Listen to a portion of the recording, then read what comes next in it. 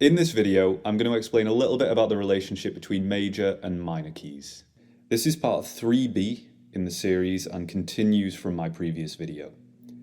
If you're watching this video because you're interested in learning about relative major and minor keys, you should still be able to learn something from it, as long as you have a basic understanding of keys. However, if you're watching this and thinking this doesn't make any sense, then maybe you should watch my previous videos. I'll put a link to them in the description. I've also added timestamps in the description as usual, so you can skip to any part of the video. In my previous video, we figured out the basic minor, major and diminished chords in the key of A minor using the A minor scale. I should have mentioned in my previous video that I was using the natural minor scale. There are other variations like the harmonic minor and the melodic minor, but the natural minor scale is the most applicable to the theory that I've been covering in my videos. And it's one of the most commonly used minor scales. It's so commonly used that I actually forgot to specify that I was using the natural minor scale, which was a big mistake on my part. When we applied a chord to each note of the natural minor scale, we came up with these chords. As I've said before, there are many different ways to play these chords. I've chosen the versions that are lowest in pitch and therefore use a lot of open notes, mainly because they're the shapes that most people are used to. But just to be clear, A minor, whether it's played like this or like this, is still A minor. Both of these examples have the notes A, C and E in the chord, which are the notes of an A minor chord. Sometimes they're in different positions or at different octaves, but they're still the notes of an A minor chord, and when played together, we would still get an A minor chord. Think of it like a ham and cheese sandwich. A ham and cheese sandwich could have one slice of ham and one slice of cheese, and it would still be a ham and cheese sandwich. It could have 3 slices of ham and 1 slice of cheese. We would still call it a ham and cheese sandwich. As long as it has ham and cheese, it's still a ham and cheese sandwich. And as long as an A minor chord has the notes A, C and E, it's still an A minor chord. So let's explore how these chords in A minor are related to the chords in C major by comparing them side by side. So here are the chords in C major. As you can see, they're the same chords, and let's just shift them to this position so you can see that even clearer. The chords in A minor are the same as the chords in C major. You could think of it as if the chords in C major start from the 3rd chord in A minor, or to make it easier, let's look at it the other way round, because most people learn about the chords in C major first. So if we swap them, you could look at it this way. You can see that the chords in A minor start from the 6th chord in C major. A minor and C major are what we call related keys. They share the same notes and therefore the same chords. And if we look at the notes in both keys, you can see that they're the same. And you can check everything I say on these videos. If you Google the notes of the C major scale and the notes of the A natural minor scale, you'll see that they're the same. We describe these particular related keys as relative major and relative minor keys. Every major key has a relative minor key, and every minor key has a relative major key. Here's a table of all the relative major and minor keys with the relative major here and the relative minor here.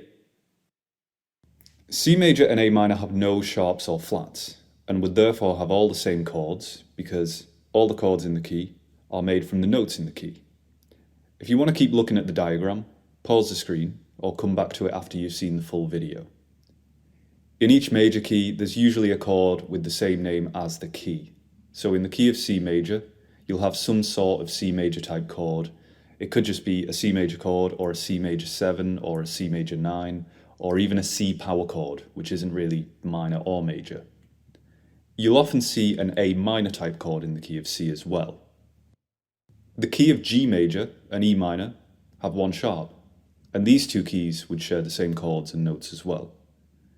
You might have noticed an E minor chord in a song that's in the key of G as well, or maybe the other way round. A song that's in the key of E minor will often have a G major type chord in it. You could look at the diagram and see if you've seen similar examples in the songs that you know. Let's just look at the chords of another major key and its relative minor key. So here's all the basic minor, major and diminished chords in the key of G major and the key of E minor. And again, they're the same chords, just different starting points. I'll say it again. So the sixth chord in the relative major key is the relative minor. Or you could look at it the other way around. The third chord in the minor key is the relative major. So you might be wondering, well, why don't both keys just share the same name if they have the same chords? Well, each key has a different tonal center. They tend to resolve to the note or the chord that the key is named after. For example, a chord sequence in the key of G major usually resolves to some form of G major chord. The G major chord in the sequence serves as a home base where the progression feels resolved or completed. To resolve to G major, you could just play a G major chord at the beginning or the end of your chord sequence, or both. For example, here's a 1, 5, 6, 4 progression in the key of G.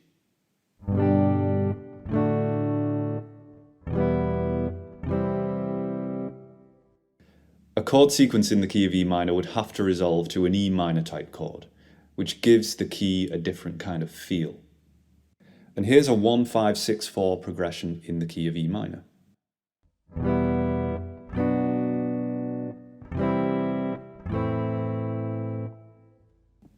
Usually people describe minor chords and keys as sounding sadder, and major chords and keys as sounding happier. Let me show you another example. I'll play this chord sequence that ends with a G chord.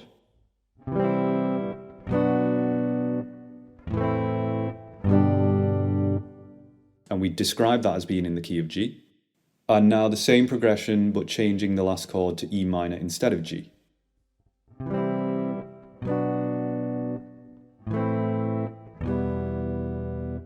And we describe this example as being in the key of E minor. It can sometimes be hard to determine whether a chord progression is in the relative major key or the relative minor. It can be quite ambiguous, as you might get a chord sequence that alternates from like a G chord to an E minor chord. And then you might think, well, then is it in the key of G major or in the key of E minor?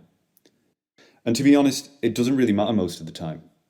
Most of what you play in a song that's considered to be in the key of G major will also sound good in a song that's considered to be in the key of E minor.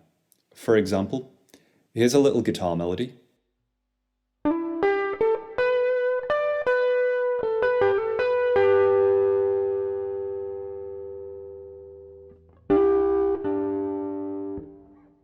And here's how it sounds with the 1, 5, 6, 4 chord progression from before in the key of G major.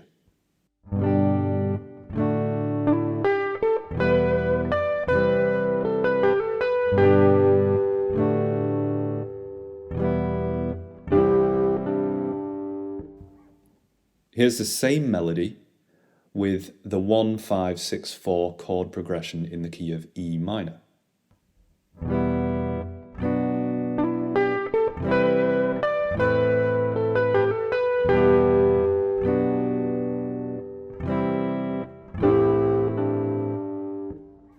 And it still worked with both chord sequences. Let's do another one, this time with slightly more complicated chords. Here's the melody.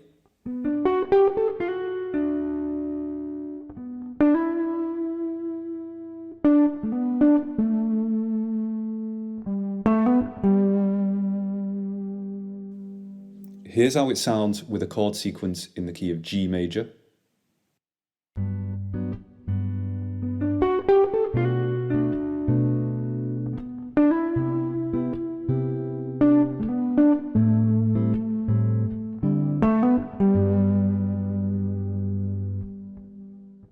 And here's how it sounds with a chord sequence in the key of E minor.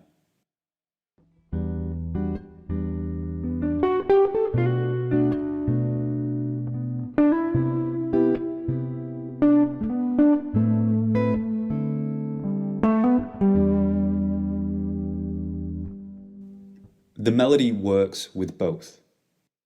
Before the video ends, I just want to say I can't always dive too deeply into these topics straight away. I'm sure there's more that I could say, but I usually just focus on one subject, like relative major and relative minor keys, and that leads me to explaining related concepts like tonal centers, and it could go on forever. From there I could talk about modes and chords in each mode, or the minor and major pentatonic scales that have very similar patterns to what I've discussed in this video. Everything is linked, so explaining one concept can often lead to exponential questions that just never end. My goal isn't to limit the information, but to create conclusive videos that don't take months or years to produce. And anything that I've missed out, I'll probably talk about in my future videos. And even then, there's going to be songs that don't seem to follow any of the patterns at all.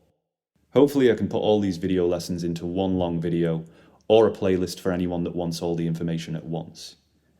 Anyway, if you enjoyed the video, please like and subscribe.